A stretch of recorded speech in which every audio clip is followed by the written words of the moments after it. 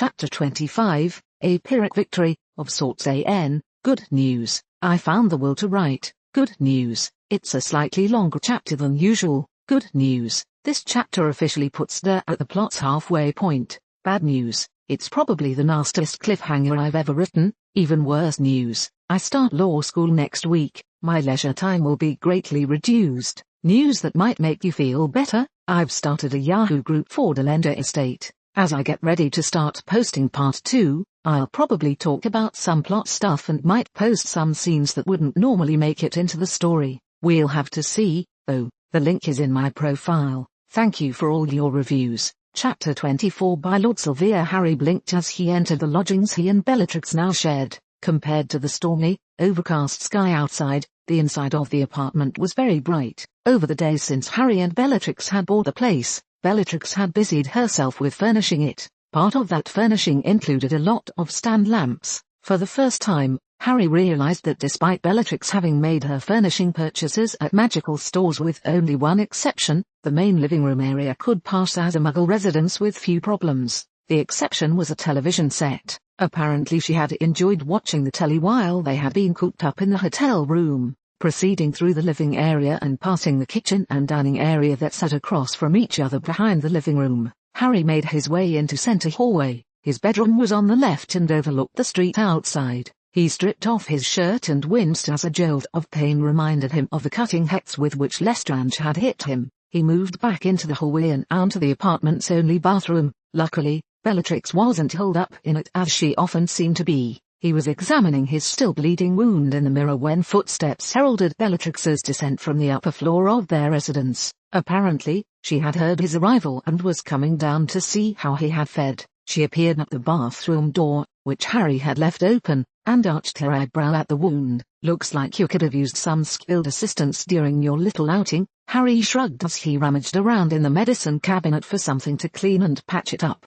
I ran into Rodolphus Lestrange. Did you kill him? It's possible, I suppose, Harry said. I banished him and then sent a wave of fiend fire after him. The fiend fire is admirable, Harry, but a killing curse would have been more efficient and guaranteed. Yeah, whatever, Harry said, getting ready to clean the wound. Bellatrix imitated Harry's shrug as Harry cleaned the cut from Rodolphus. The cleaning caused the wound to reopen and begin trickling blood again. It's a war, Harry. You're going to have to get used to killing people. Her eyes fell on the blood oozing out of the wound. Let's not patch that up quite yet, she said. I was going to need a blood sample from you anyway. We may as well collect that now. She disappeared back up to the upper floor, leaving Harry standing in front of the mirror, prepared to patch up the wound with a few band-aids. In a moment, she had returned with a small vial. Fill it up, she directed. What are you going to do with my blood? Harry asked suspiciously. I am setting the wards around the place, Bellatrix explained to him.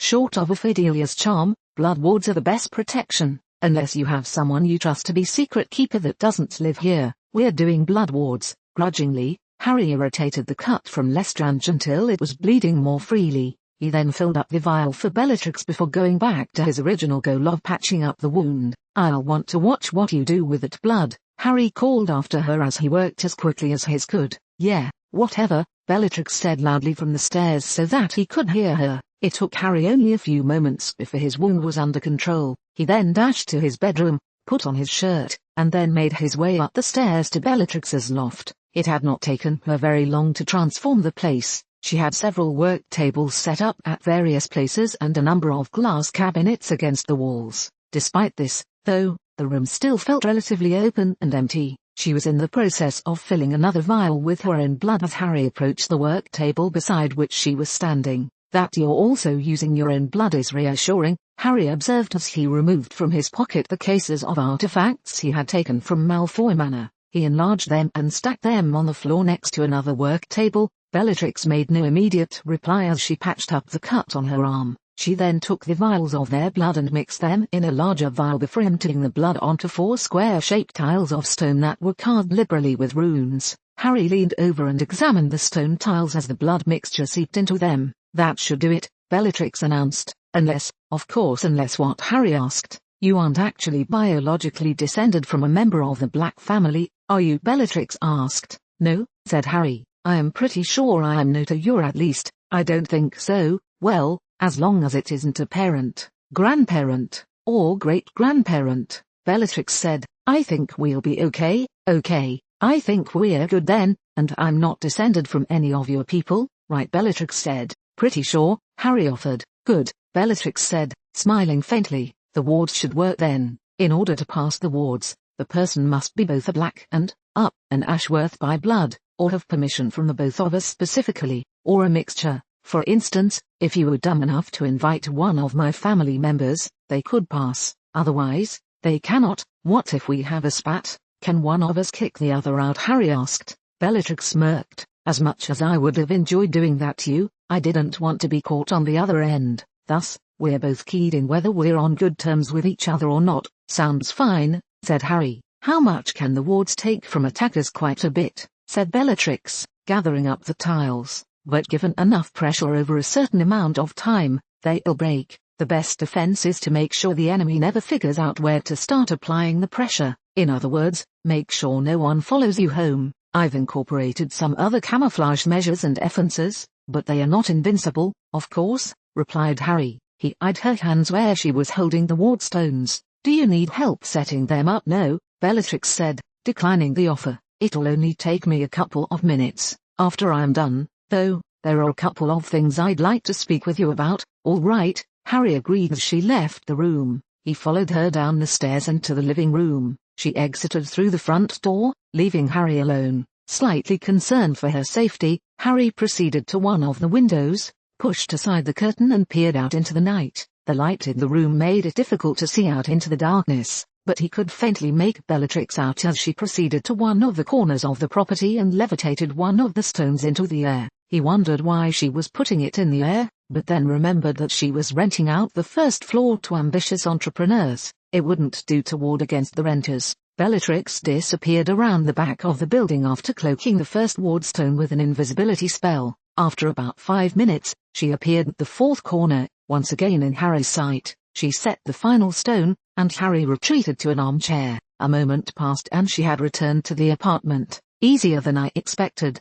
Bellatrix commented to Harry. Stay there, and I'll be right back. She disappeared down the hall and into her bedroom. In no time, she had returned, holding a roll of parchment. She sat down in the matching armchair directly across from Harry. Since I'm pretty sure I know how this particular conversation will go, Bellatrix announced, we may as well get it out of the way first. Oh, said Harry, eyeing the parchment warily. Bellatrix handed the rolled up parchment to Harry. As you will see, this is our marriage contract. She held up her hand to forestall Harry's reaction. I've taken the liberty to sign it so that when you finally have your moment of weakness, all that we need is your two signatures, you're one because you're the groom and one because you're Lord Black. Harry frowned as he unrolled the parchment and examined the contract. As Bellatrix had stated, her signature was scrawled on one of the bottom lines in bold, purple ink. Two thick, black X's marked the lines where Harry's signature was needed. Any chance that this is a moment of weakness? Bellatrix asked, sounding vaguely hopeful.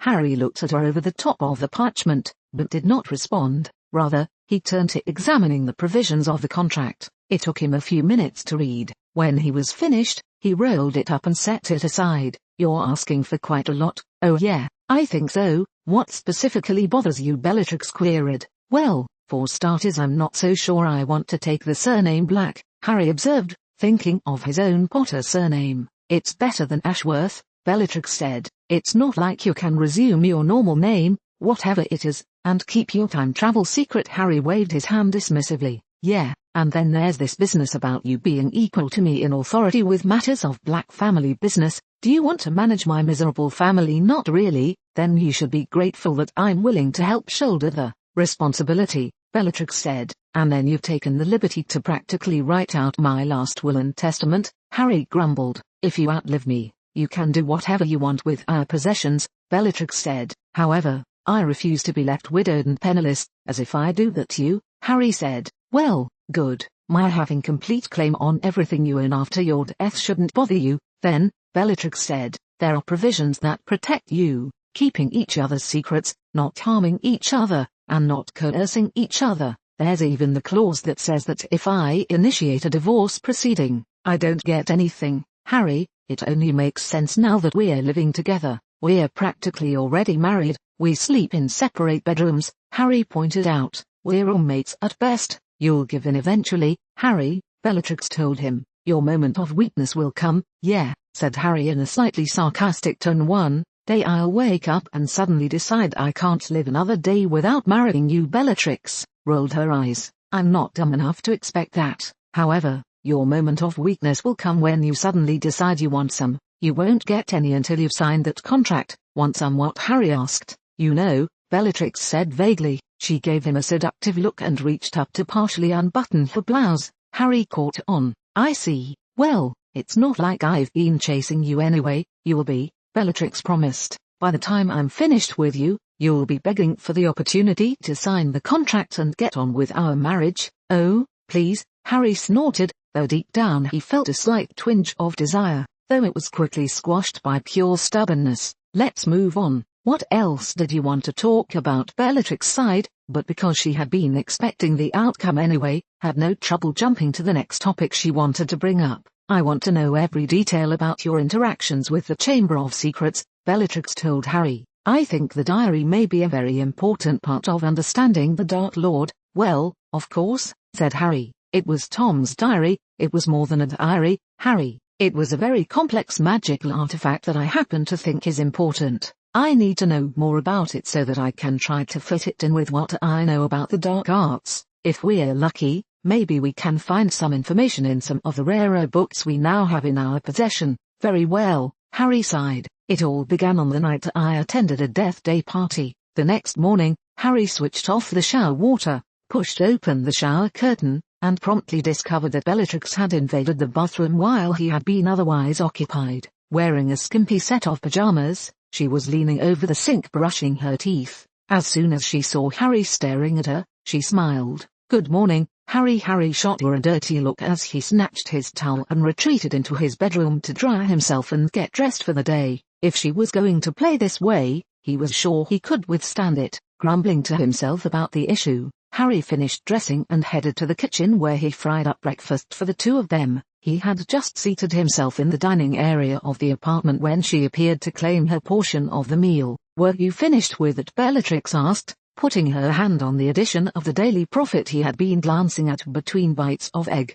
bacon, and potatoes. Harry looked up and was shocked to see that she was still in a general state of undress. He narrowed his eyes. Would you like to put some more clothes on? Bellatrix, no, I am fine, she said, taking the newspaper and sitting down on the other side of the table. Harry scarfed down the rest of his breakfast and stalked out of the kitchen. Quickly, he checked his appearance in the mirror before gathering a few things. He then proceeded to the front door. Where are you going? Bellatrix called, still eating breakfast and reading the newspaper. Out, Harry announced. See you later. The closing of the door cut off her reply, undoubtedly a demand to accompany him. That'll show her, Harry smirked. He descended the stairs and exited onto the street. From there, he walked a ways and dodged into an alley from where he apparated to London. The next several hours were spent wandering around to various government buildings and speaking with Muggle bureaucrats. Their inability to find information or point the way to it was infuriating. Though Harry had never really used a computer in his life, he was beginning to wish that the government of the 1970s had more computers and more digital records. Eventually, he came across a young lady standing behind the counter who seemed like she might know how Harry could find the information he was seeking.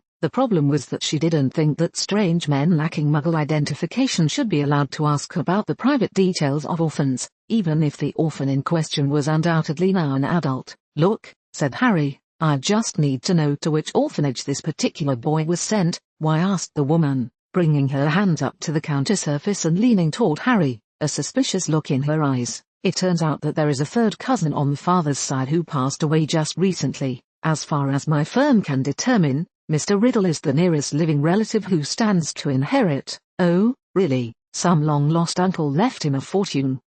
That's original, the woman said snidely, beginning to drum her fingers, ostensibly showing off her wedding ring. Actually, it's only about £500, Harry said weakly. Well, I'm sorry Mr. Pocus, but we can't just give out that sort of information. It wouldn't be proper. Harry gritted his teeth and drew his wand, quickly surveying his surroundings to make sure that no one else was watching their exchange. Muttering a spell, he jabbed it at her forehead as she stared at the stick cross-eyed. I'm sorry, sir, but that information is simply unavailable, the obnoxious desk clerk lady said dully. Many records from that time period were lost or are now disorganized. Assuming that the information you're seeking was ever recorded, the only option you have is to write to each orphanage in London and inquire whether they know anything of the person for which you are searching. Bitterly, Harry restrained himself from slapping her hard across the face. If she didn't have access to the information, why had she put Harry through all of the rigmarole of identifying himself and explaining just why he had a legitimate need to know the information?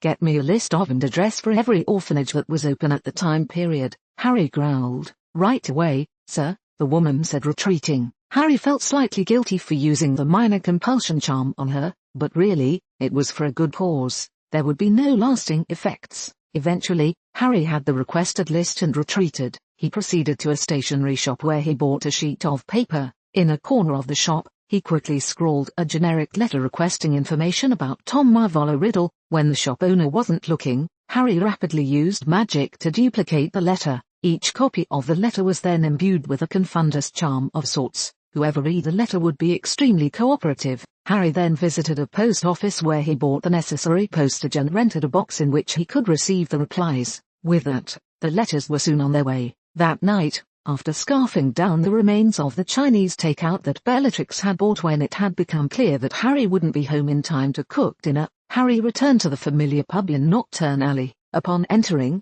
Harry instantly sensed that the atmosphere was different than it had been during his previous visits. The barkeep was clearly doing his level best to avoid eye contact with anybody inside of his pub. Those who were typically rowdy were acting quite subdued. Frowning, Harry glanced around for his standby buddy, Thorpe. Spotting Thorpe huddled in a booth, Harry made his way over and sat down, signaling the barkeep that he'd like ale. What's the latest, Harry, using the persona of Big D, muttered in a scratchy voice. Not much, Thorpe grunted. He nodded over to another corner of the pub where a pair of wizards clad in dark robes were speaking in low tones to one of the more disagreeable pub regulars. Recruiting, Harry arched his eyebrows to visually show a response to Thorpe's comments. He felt a small rush of adrenaline as he realized that this could be his chance to come into contact with the Death Eaters who were recruiting people to look for him. What kind of recruiting? Harry asked quietly. Thorpe shrugged. Couldn't say, he observed. Time to go home, I think. With that,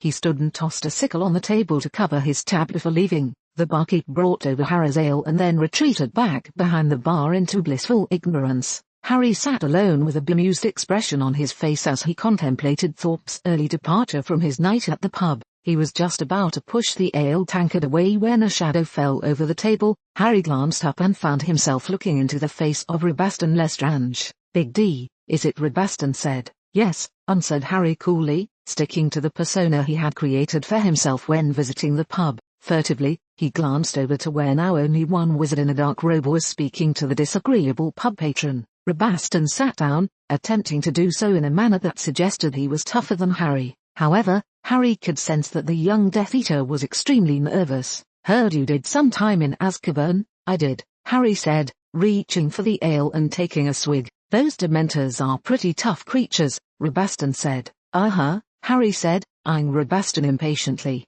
Harry's impatience goaded Rabaston into action. My friends and I are looking for a wizard. If you have some time and an inclination to earn some gold, we'd like to have your help. I see, Harry said. What happens when this wizard is found? Pray tell. Nothing. That's when the job is over for you. You find him and then summon us. Sounds easy enough it is, Rabaston said, gaining a measure of confidence. He withdrew a card from his pocket and handed it to Harry. This is the bloke. Harry accepted the card and found that his picture was on it. The picture was a reproduction from the Daily Prophet article detailing his heroics in Diagon Alley from around the time he had arrived in the past. His name is Harry Ashworth. He's been avoiding public notice of late, but seeing that he is a wizard, it isn't exactly easy for him to avoid Diagon Alley. Keep an eye out. If you spot him, follow him, but do not confront him. You can tap your wand to the card and we'll come and give you gold for locating him. Simple enough. Harry nodded. It is simple, but shouldn't you be trying beyond Diagon Alley?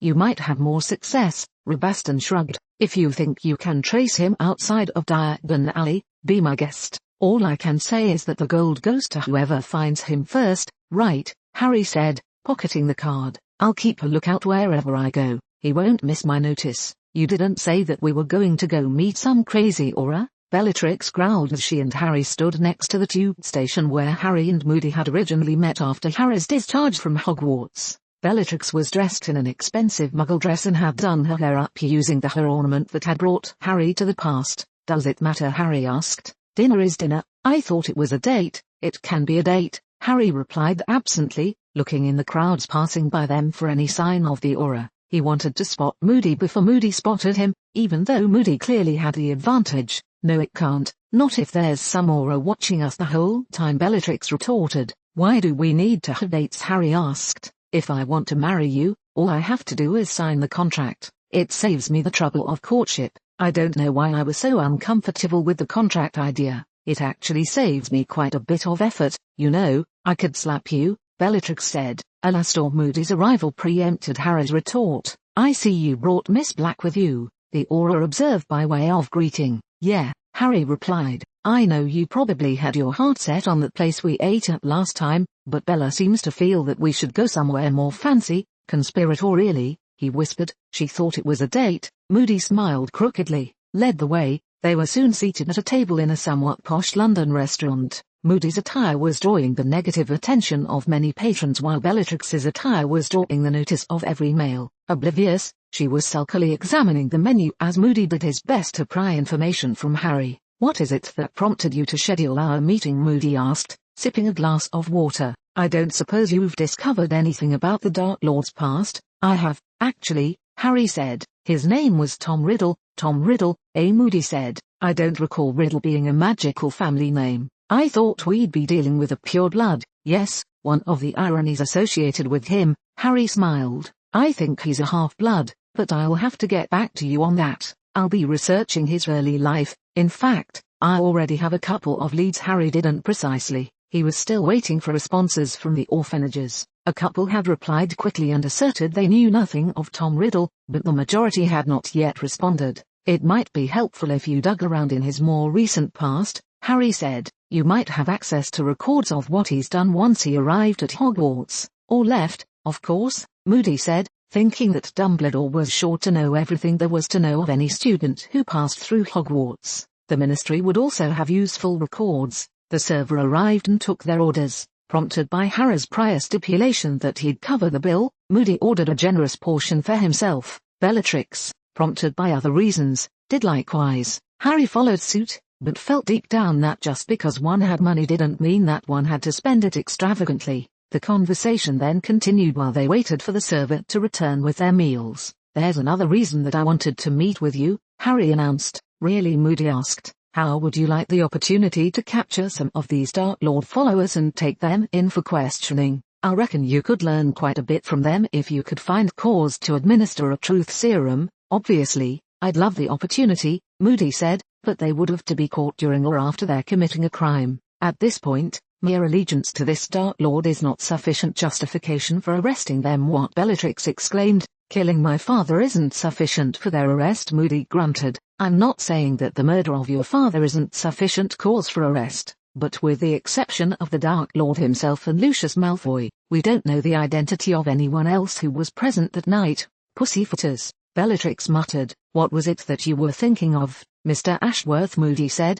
attempting to return focus to the conversation. Harry withdrew the card given to him by Arabaston Lestrange from his pocket and showed it to Moody long enough for the aura to see his picture on it. He then pocketed the card. "The Dark Lord's followers are looking to capture me. They've been distributing these cards to some of the more siegey sorts in the magical world. If I'm spotted, they are to activate the card. The card will summon some of the Dark Lord's followers. They will then attempt to capture me, and you got your hands on one of the cards." "Well done, Mr. Ashworth," Moody said. "My thought is that we could find a nice, secluded place for an ambush. Someone activates the card while I'm walking around, clearly vulnerable, all while you and the auras are hiding. The Dark Lord's minions show up and you nail them before they even know what happened. You then have a handful of wizards and possibly witches who have been caught in the act of assaulting me." "I like it," Moody observed. "I like it a lot. Clearly, they would only be lackeys. We'd be obligated to investigate who it was that hired them.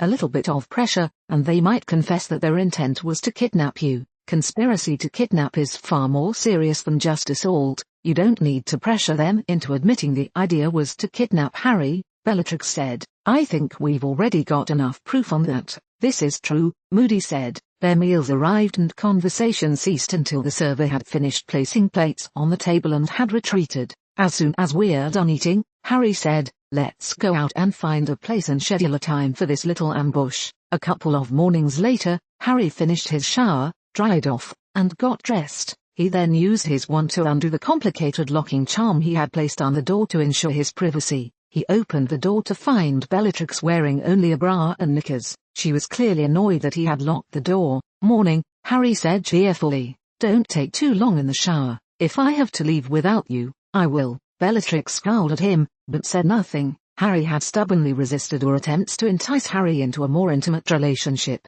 His proactive stance to avoiding her wiles had made it difficult for her to pursue the campaign without losing her dignity. Harry made his way to the kitchen where he made breakfast and served himself. Bellatrix, fully dressed, though her hair was wet, soon arrived and ate quickly. Harry had received a reply from a Mrs. Cole, matron of an orphanage, who recalled that Tom Riddle had once been one of her charges. Harry had contacted her and arranged a meeting. Bellatrix, of course, had insisted on going with him. The pair were soon prepared to leave and promptly apparated from the main living room to a secluded alley in London. Their unorthodox arrival unnoticed by the Muggles, they stepped into the daily sidewalk traffic and walked the rest of the way to the orphanage Lord Voldemort had once called home. They were shown from the orphanage's central reception into the private office of Mrs. Cole, who was responsible for maintaining the orphanage. She greeted them. Mr. Ashworth, she said, addressing Harry, it's nice to meet you. I hope I can be of help.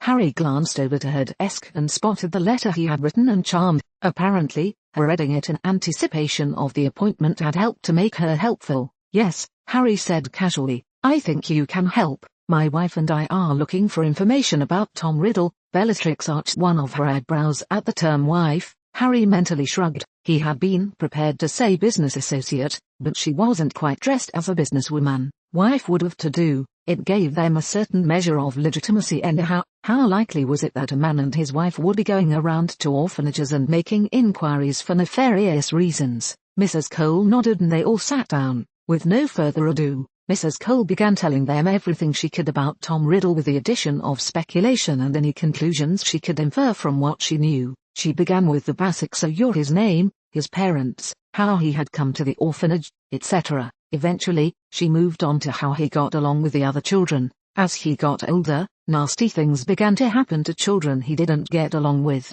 It was very difficult for us to understand how some of the things could have happened, Mrs. Cole explained. I see, Harry said, finding this nasty nature hardly surprising. The mysterious nasty mishaps could also be easily explained by accidental magic, too. Was there a pattern to any of these nasty behaviors? Bellatrix asked. I'm not sure what you mean, Mrs. Cole said. Well, for instance, was he cruel in the same way? Did he have a pattern for victimizing the other children? Mrs. Cole shook her head as she tried to think back to the earlier days of Tom Riddle. Every bad thing that happened tended to be different. You could say he was creative, okay, said Bellatrix, but was there ever an underlying strategy? Something that connected the things he did even though they were different? He would only directly enter a confrontation if he believed he had the upper hand, Mrs. Cole said, frowning intently as she searched her mind for any helpful information. He would also steal, Harry asked. Trophies, I guess, Mrs. Cole said. It seemed he often stole items from the other children he had bullied. In a way,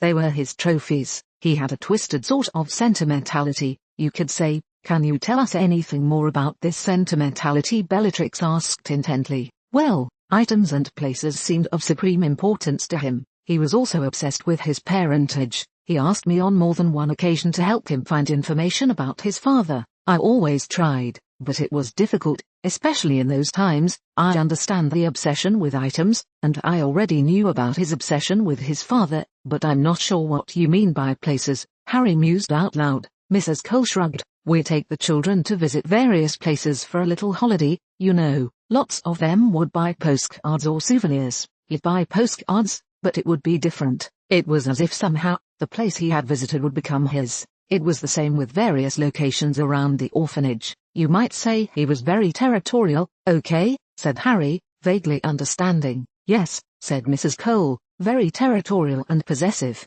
also very ambitious. Indeed, Bellatrix said. Whatever became of him? Mrs. Cole asked. Evening found Harry and Bellatrix at another posh London restaurant. Bellatrix had dressed in another fancy dress and had put her hair up with the familiar hair ornament. She seemed determined for Harry to court her. He had acquiesced and formally designated their outing as a date. He was even vaguely enjoying himself. The food was nice and Bellatrix's company was pleasant. Ironically, Bellatrix could not stop thinking about the Voldemort situation. So, although Harry was prepared to engage in light and flirtatious conversation or even deep soul-searching query, her mind just was not on him or romance. I think, Bellatrix declared, that the diary was a Horcrux. A Horcrux? Harry asked. What's that? Briefly, Bellatrix explained the details of how a wizard or witch could split their soul and place part of it into an object. Theoretically, any object would do, but in practice, one didn't encase a soul inside of an empty egg carton or pop can.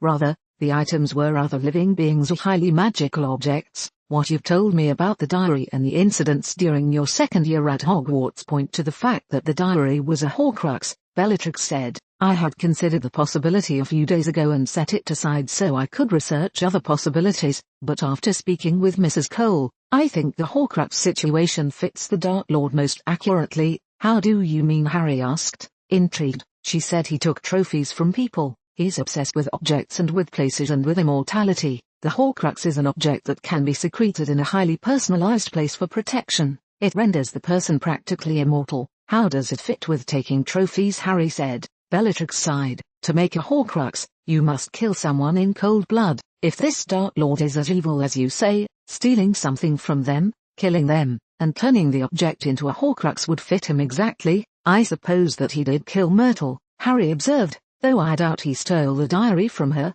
I suppose so, Bellatrix said, but it still fits, doesn't it? I think so, Harry said. I guess we'll have to find the diary, won't we? Bellatrix shrugged. He probably hasn't given it to Lucius Malfoy for safekeeping yet. We should probably try to retrace some of his steps and find where he might have chosen to hide Horcruxes or try to identify what objects he might have transformed into Horcruxes. You're talking as if there's more than one Horcrux, Harry said. Well, think about it, Harry. He's a maniac. You observed Rodolphus Lestrange making attempts to locate and purchase valuable magic items at antique shops. Do you seriously think he'd stop at one Horcrux? I wouldn't. Good point, Harry mused. He'd probably hide them in locations important to him. Do you have any ideas? Harry nodded. There's a town called Little Hangleton. Mrs. Cole said that his mother came from there. Bellatrix reminded Harry. She was a Gaunt. Yes, said Harry, recalling that Voldemort had referred to the house Harry had visited Voldemort in as the Gaunt estate. Did the Gaunts have an estate in Little Hangleton? Bellatrix snorted. I should think not. They were a very poor, albeit pretentious family. Perhaps the Riddle House, Harry said, recalling his visit to the graveyard and some of Voldemort's comments. It seemed like a ruin when I saw it in the future. If you wanted to hide something there, it would be pretty easy. Maybe we should pay a visit, Bellatrix observed. It so happened that the ambush plotted by Harry and Moody was scheduled for that same evening. Harry and Bellatrix proceeded directly from dinner to the dark alley the three of them had selected a few nights previous. Harry had offered to stop at their flat so Bellatrix could change into something more appropriate, but she had declined, pointing out that Moody was bound to have so many auras there that the capture would be effected almost before the hostilities could have a chance to break out. You're late, Moody growled. No, we're not, Bellatrix retorted. Besides, they don't come until Harry activates the card. This is completely under our control. That isn't the only factor,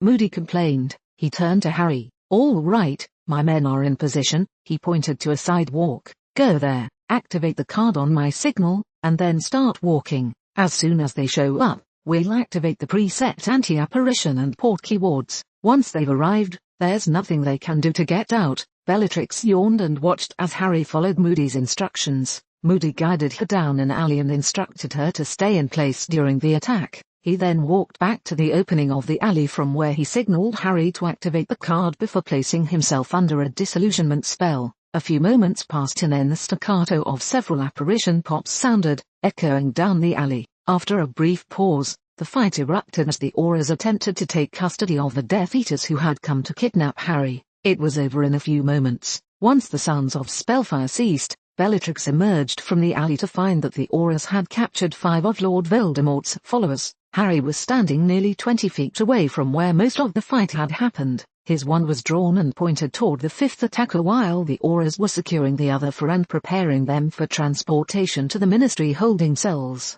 It was Rodolphus Lestrange. Feeling slightly annoyed that Harry had gotten the opportunity to participate in the fight without her, Bellatrix strode over to Harry and Rodolphus and scowled down at the wizard her mother and aunt had wanted her to marry. "You killed Orion, didn't you?" Bellatrix said. Rodolphus smirked at her. "It wouldn't be very wise of me to admit that now, would it? Besides, it doesn't matter if I did, someone would have done it eventually. He was in the Dark Lord's way. There's also the fact that your aunt is so cooperative when it comes to the Dark Lord's ambitions." Bellatrix slashed out and kicked Rodolphus in the groin. Harry winced and smirked alternatively. Seeing Moody approaching from the corner of her eye, Bellatrix took the last private moment between her and Lestrange and hissed a parting message. "If you ever see my aunt again, you can tell her that I'm coming for her. Wherever she walks, she can worry that I'm around the next corner, ready to gut her." Through the pain he was feeling, Rodolphus snickered as Moody approached, carrying a set of magic-inhibiting handcuffs. "I'm sure it will make you feel a lot better about everything." Bellatrix went to kick him again,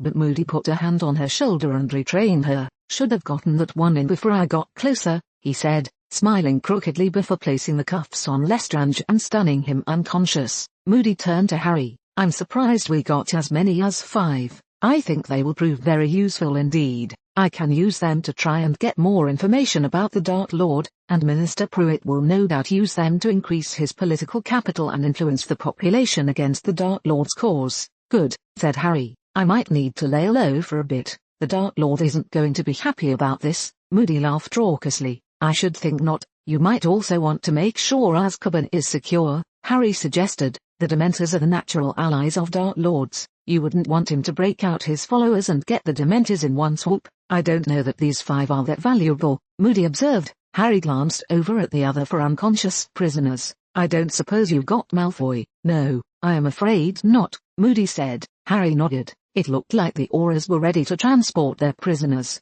"I'll have to get with you later this week, Moody. We've found some clues that indicate that the Dark Lord may have taken certain steps to render himself nigh unto immortal. We'll poke around between now and then. Hopefully I can give you more concrete details when we next meet. Make sure you don't wait for a long time before contacting me." Moody growled. "I want details as soon as possible." "No worries," Harry said. "It's not like I have all that much else to do these days." Via apparition and portkey, the Aurors departed with their prisoners, leaving Harry and Bellatrix standing alone. "This is kind of anticlimactic," Bellatrix observed. "You'd think that after pulling off such a successful ambush we'd feel more successful." Harry shrugged. "Small and successful battles can win the war." Bellatrix nodded. "Yes, of course." There was a little bit of a silence before she spoke again. "Let's take a look at the Riddle House in Little Hangleton. You said that now that those 5 have been captured, you'd have to lay low. Maybe we can get away with a quick peek before Voldemort finds out." "I doubt he'd come after me immediately for the ambush," Harry said. "When I said lay low, I meant that I'd probably want to avoid places like Diagon Alley for a while. They might double their efforts. Besides, I'm sure Voldemort knows by now." "Anyway," Bellatrix shrugged. "Well, maybe if he's distracted by this he will be less likely to worry about our visits to potential hiding places. I think it would be worth visiting Little Hangleton to see if our theory is correct." Harry nodded, thinking back to how he had been taken to Little Hangleton during the final task of the Triwizard Tournament. Voldemort had sought refuse there as he waited for the opportunity to use Harry's blood in the ritual to restore him to his proper body. "Let's go then." Harry and Bellatrix trudged toward Riddle Manor. Their visit to what the local swigging ale in the pub had called the Old Gaunt Shack had yielded nothing. It appeared that it was indeed the same place Harry had visited when meeting Voldemort. It was now abandoned. Apparently the hole Harry had blown in the wall or the fact that Harry knew its location or both had led Voldemort to abandon the place. On the other hand, a cursory inspection had revealed that it was not nearly as comfortable a residence as Harry had been led to believe. Voldemort had used charms to superficially remodel the place. Likely, the Dark Lord had used it only as an out-of-the-way meeting place. Considering its low value and compromised nature, there was no good use for it. Despite Harry doubting that Voldemort would hide anything in the place, he and Bellatrix had searched for any magically concealed objects. They had found nothing and had opted to proceed to Riddle Manor by way of the graveyard. Harry didn't explain the significance of the graveyard beyond showing Bellatrix where Voldemort's father was buried. "I still think we should have stopped off at the flat and changed your clothes," Harry said, eyeing Bellatrix in her dress. She had long since removed her heels and was now carrying them. Her hair, which had been immaculate at dinner, was now quite nearly a mess. Seeing Harry glance at her hair, Bellatrix reached up and tried to adjust it, removing the hair ornament and replacing it. "We're only taking a look," she said. "It's not like we're doing a major excavation here. Besides, if we're caught trespassing by anybody, we can just say that we got lost." "Whatever," Harry said as they reached a door into the manor. Though the house was vacant and practically condemned, the door seemed to hold firm. A quick spell undid the lock. Harry and Bellatrix entered the abandoned manor, shutting the door behind them. "Loomis," Bellatrix breathed, holding out her wand. There was dust everywhere. The air itself was stale and dead. There had been no life in the house for a while. Harry searched his memories and recalled that Voldemort had mentioned something about killing his Muggle father. How long ago had it been? Surely not so long that the dust would be this bad. On the other hand, things did get dirty quickly. Harry realized that maybe he should have looked at the date on the tombstone when they had passed it. Perhaps he could check on the way out. Harry and Bellatrix walked through the house. Each door they had to open creaked loudly. Harry winced each time, even though he knew that there probably wasn't a soul within a mile or two to hear the noise. Eventually, they moved upstairs after finding nothing that smacked of a magical hiding place on the ground floor. The upper floor seemed to consist primarily of bedrooms, and a couple of came to a room at the end of the hall after methodically searching the other rooms. The room appeared to be the master bedroom. Harry went to enter, but Bellatrix's arm shot out in front of him. "No," she said, "there's dark magic here." "What do you mean?" Harry said. "How can you detect it? I've used enough of it to feel the affinity you're, especially when blood was involved." "There was a lot of blood here. I think someone may have been killed," Bellatrix said. Harry nodded. "I guess I should have told you. Tom's father went and married someone other than Tom's mother. I guess Tom came and killed them all one night." Bellatrix nodded, staring intently into the room. "I think we've got evidence that our theory may be correct. He could have made a Horcrux and hidden it here, too. He may have even used an object that belonged to the family." "Perhaps," Harry conceded, beginning to feel a faint tinge of excitement. If Bellatrix was right, then he had already made more progress against Voldemort than the Order ever had in his version of the future. "I don't know if we can get past the dark magic safely," Bellatrix said, "but I can cast a diagnostic spell to see what we're up against. If it's so bad that we can't do anything, we can come back later and be more prepared." "All right," Harry said. Bellatrix drew her wand, stepped back from the room a little bit, and delicately waved her wand at the room. A sluggish shockwave white light emanated from her wand and pushed into the room. It revealed a myriad of colors and spell weaves, as well as a number of runes on the floor. "That's pretty bad," Harry observed, not needing Bellatrix's professional opinion to assess the severity of dark magic protecting whatever it was Voldemort was hiding. "I think we're going to need help getting past all of this," Bellatrix sighed. "I see," Harry said, his brow furrowed. "What does it take to destroy a Horcrux?" "I'm not sure," Bellatrix admitted. "I probably should have researched that more extensively. I can do it later, before we come back." "I'm just thinking that Fiendfire is pretty effective," Harry observed. "I could set the house alight and it might destroy the Horcrux if it is on the premises. If it doesn't, won't the Fiendfire burn through the materials to which the dark magic protecting the Horcrux is anchored? Then we'd be able to retrieve the Horcrux out of the ashes." "That's a pretty good idea," Bellatrix said. "But if we burn down the entire house and the Horcrux is susceptible to Fiendfire, we'll never know whether there was a Horcrux." "I didn't think of that," Harry grumbled. "Here's an idea," Bellatrix said. "How well are you able to control Fiendfire?" "Pretty well, if I'm not magically tired," Harry responded. "Why don't you send a burst of Fiendfire into the room?" Bellatrix suggested. "Just enough to burn a centimeter or so off of every surface. That could destroy the wards. We then can assess whether that helped the situation any." "Good plan," Harry said. He drew his wand as Bellatrix stepped further back from the entrance. Harry took aim and let loose a wave of Fiendfire. Almost as soon as he cast it, Harry jerked back his wand, twisted it, and attempted to turn the Fiendfire in on itself. It proved difficult, and Harry was sweating profusely by the time he had extinguished it. Bellatrix examined the damages as Harry caught his breath. "Looks like you may have ended up burning 2 or 3 centimeters. It was to be expected, though." Fiend fire isn't exactly a precision tool. Did it do any good? Harry asked. Bellatrix was just in the process of casting the diagnostic charm when Harry's scar began to twinge rather intensely. Without wasting a moment, Harry grabbed Bellatrix and attempted to apparate the two of them away from the Riddle House. Unfortunately, there seemed to be anti-apparition wards in place. "What's wrong?" Bellatrix gasped, knowing only that Harry had attempted and failed to apparate them away. "Voldemort is here," Harry said tersely. The tinge grew stronger. Knowing that Voldemort must be in the house, Harry looked toward the staircase and cast a reducto charm. It hurled toward the staircase and the wall beyond, but was abruptly blocked by a shield. A stunner came Harry's way as both Harry and Bellatrix dropped to the floor. As soon as it passed, Harry shifted and aimed in the darkness toward Voldemort's apparent location.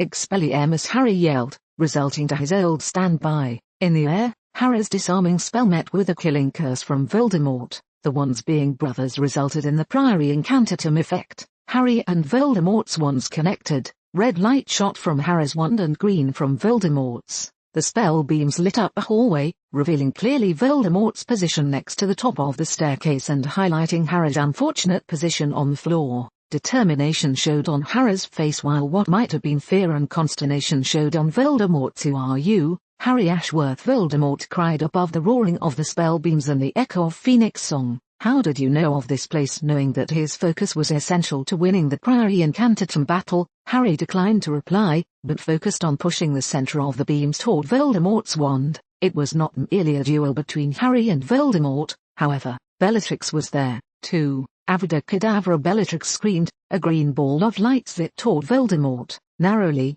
he dodged, wincing as it exploded into the wall, sending shards of plaster and wood flying back. The connection between the two wands broke partially because of Voldemort's dodging Bellatrix's killing curse and partially of his own volition, for he had realized that he was losing the Priory Incantatem battle to Harry. "Avada Kedavra!" Bellatrix yelled again and again. Harry watched as Voldemort nimbly dodged Bellatrix's killing curses. "Keep it up," Harry told her, hoping that Bellatrix heard, resulting once again to Fiendfire. Harry cast it toward Voldemort. If it caught a house of fire, it would be difficult for Voldemort to dodge both the fire and the killing curses. Perhaps if one of Bellatrix's killing curses hit home, Voldemort would be left in condition similar to how he had been after having failed to kill Harry. That would give him and Bellatrix enough time to search out the rest of the Horcruxes. Then, they could go straight to Albania where Harry knew Voldemort was wont to hide. Between dodging Bellatrix's curses and Harry's fiendfire,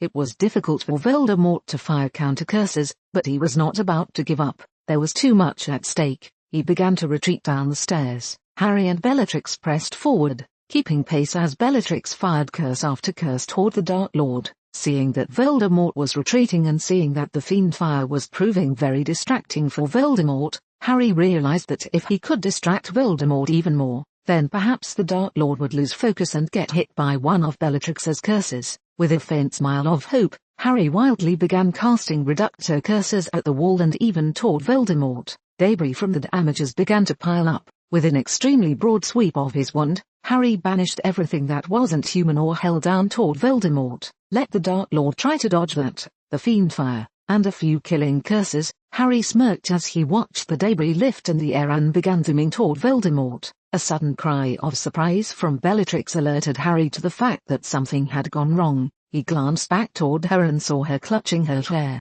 Her hairdo had fallen because the hair ornament was no longer in it. Harry gasped and spun back toward Voldemort. He spotted among the debris flying toward Voldemort the magical hairpin. Before Harry could calculate the possible severity of what had just happened, Voldemort, no longer being forced to dodge Bellatrix's killing curses, jabbed his wand forward and let loose a shockwave blast followed by a banishing charm of his own. Harry's own charm was easily cancelled and the debris Harry had created zoomed toward Harry and Bellatrix at lightning speed. The wooden plaster smacked into Harry and Bellatrix, cutting up their bodies while Bellatrix feebly tried to cast a shield charm. And then, abruptly, Harry gasped as he felt the hairpin plunge into his stomach. Suddenly feeling weak, he fell toward the floor. Dimly he could hear Bellatrix hysterically screaming defiance as Voldemort laughed and shouted the incantation for fiendfire. Bellatrix shot several more killing curses toward the Dark Lord, but it was unnecessary. Voldemort was retreating, already having written Harry and Bellatrix off as dead. Sobbing, Bellatrix dropped down next to Harry and grabbed the hairpin. No, Harry gasped weakly, instinctively knowing that ripping it out could do more damage, before either could do anything more. Dizziness overcame them both. End of part 1. The one with the power to vanquish the Dark Lord shall come. He who is marked the equal of the Dark Lord, he who is tied to the daughter of the stars and has altered her path in the heaven from the seat of the blacks, he will haunt the Dark Lord's paths and have power the Dark Lord knows not, and one must die at the hands of the other, for neither can live while the other survives. The one with the power to vanquish the Dark Lord shall come. Sybil Trelawney.